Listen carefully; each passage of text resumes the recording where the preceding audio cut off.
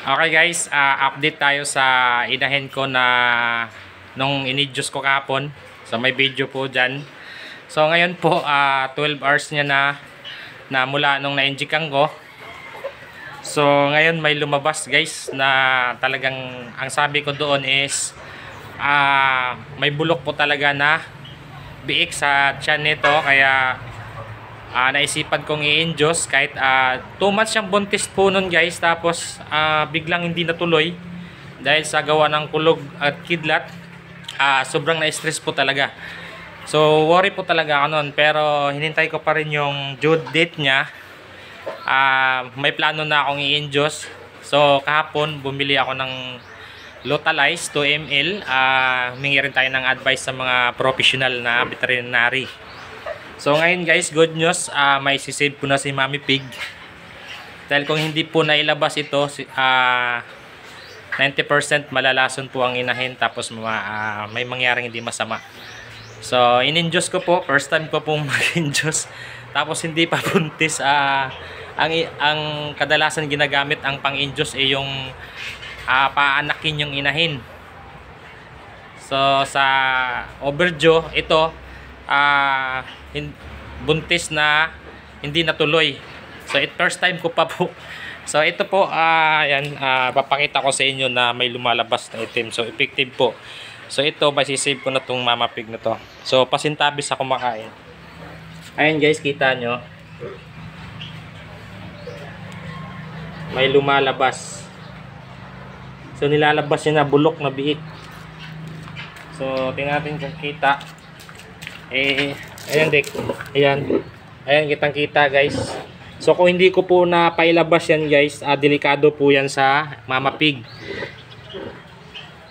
Ayan, delikado po talaga yan. Tsaka kung mabuhay mas si Mama Pig ng matagal, kahit maglandi pa po siya, hindi na po siya mabubuntis. Never po talaga mabubuntis yan. So ang ginawa ko, ayan po, ayan, in-induce natin. So kung hindi po naipailabas yan, nasa tiyan pa lang yan.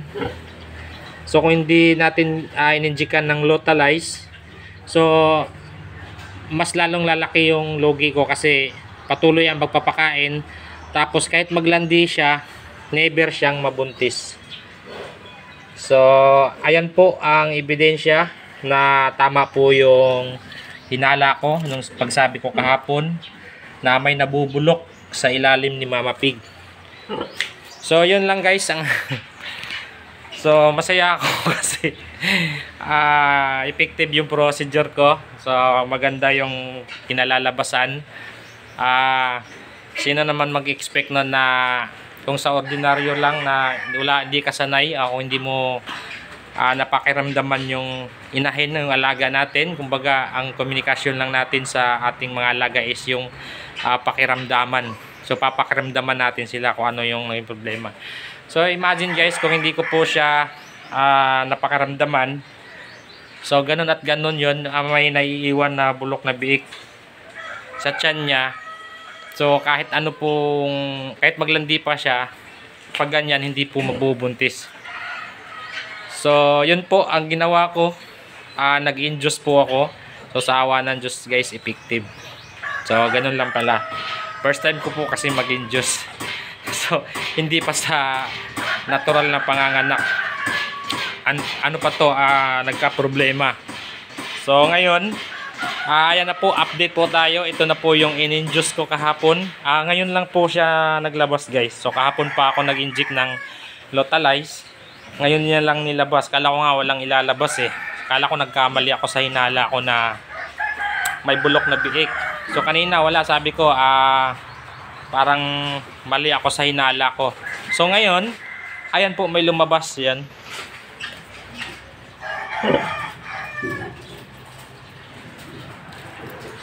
So kaya siguro minsan sa inahin natin guys, yung hindi natuloy yung pagbubuntis, siguro isa yan sa mga dahilan. So mahalaga yung papakaramdaman po natin mga inahin. So yun lang guys, good news po. Ito, masisave ko na si Mama Pig. At pagkatapos nito, pag nailabas niya na lahat, amoxicillin lang po yung ibibigay ko. Hindi na po ako mag-i-inject kasi hindi naman siya magpapadidi. So, ang ibibigay ko sa kanya is Amoxil B. So, bumili na po ako kahapon sa kasabay nung nawala dito. Kasabay po nung bumili ako ng ayan, nandito.